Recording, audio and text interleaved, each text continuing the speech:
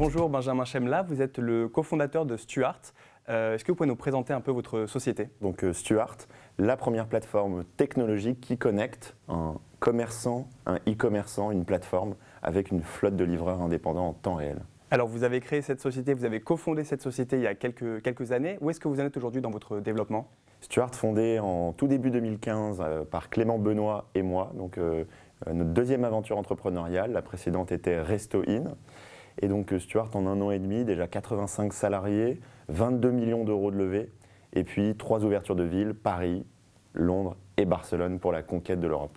Vous avez réalisé une très grosse levée il y a 1 an.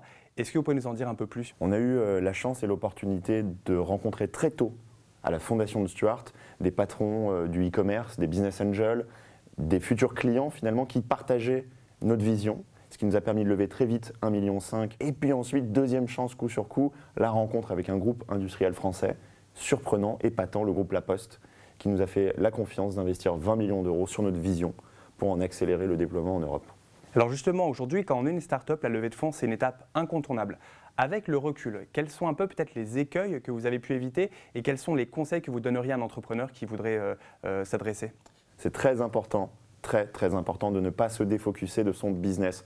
Le risque, c'est effectivement de consacrer beaucoup trop de temps à une levée de fonds et puis à un moment donné, quitter le quotidien de l'entreprise.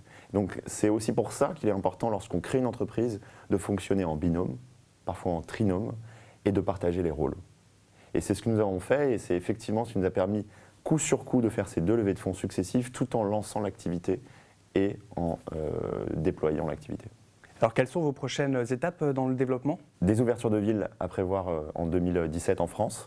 Donc on va étendre ce qu'on a fait à Paris avec des groupes comme Franprix, comme Carrefour, comme Allo Resto. On va l'étendre à une succession de villes en France. Et puis cette même logique en Angleterre avec des entreprises comme Burger King qu'on va accompagner dans un déploiement national. Et puis enfin l'Espagne. Donc c'est vraiment aller chercher de la profondeur au national dans chacun des pays dans lesquels nous avons déjà une activité. Vous vous décrivez comme un entrepreneur, c'est votre deuxième aventure entrepreneuriale. Qu'est-ce que ça signifie aujourd'hui être entrepreneur en France pour vous? Xavier Niel disait que la France était et est un paradis fiscal pour la création d'entreprises. Être entrepreneur en France, c'est avoir accès à tout un tas de dispositifs pour créer son entreprise. Donc c'est ça, et le faire dans un univers où on perçoit un manque et à chaque fois avoir envie de combler ce manque. C'est ça être entrepreneur et être entrepreneur en France.